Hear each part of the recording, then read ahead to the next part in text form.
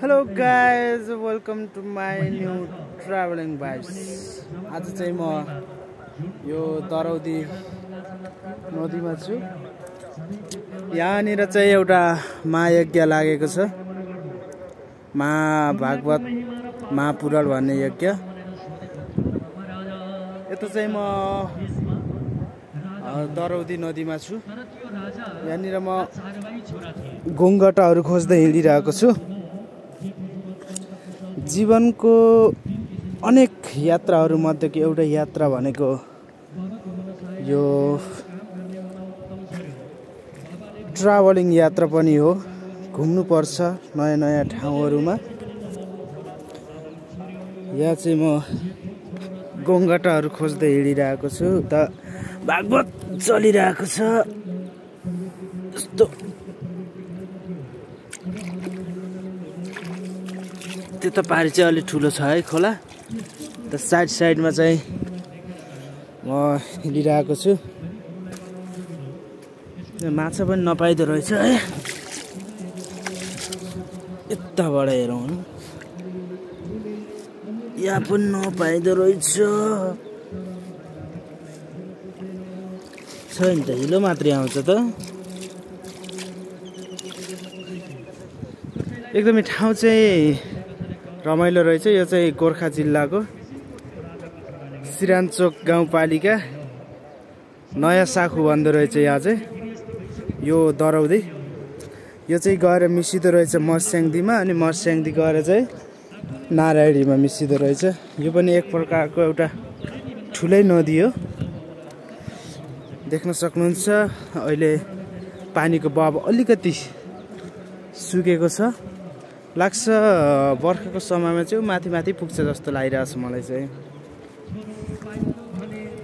रमाइलो छ यात्रा। जिन्दगीको अभिन्न पलहरूको एउटा अविस्मरणीय यात्रा पनि हो यो। घुम्नुपर्छ, रमाइलो गर्नुपर्छ, ठाउँहरूको परिचय मजासँग बुझ्नुपर्छ। गङ्गटा माछाहरू केही पनि भेटिन है। म चाहिँ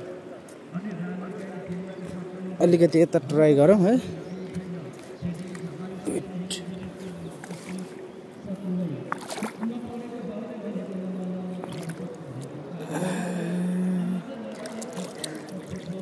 भेटिँदैन त के गर्ने होला अब। भेटिएन साथीहरू, भेटिएन।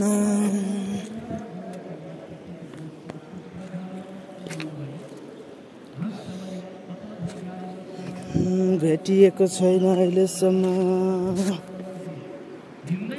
त्यता चाहिँ अलिक ठुलो छ है, गहिरो छ त्यहाँ चाहिँ। यता साइडमा हिँडिरहेको छु म चाहिँ। बगर एकदमै राम्रो रहेछ यहाँको। गोटा माछाहरू त नभेटिने भयो। अब मुख मात्रै भए पनि धोएर जाऊ।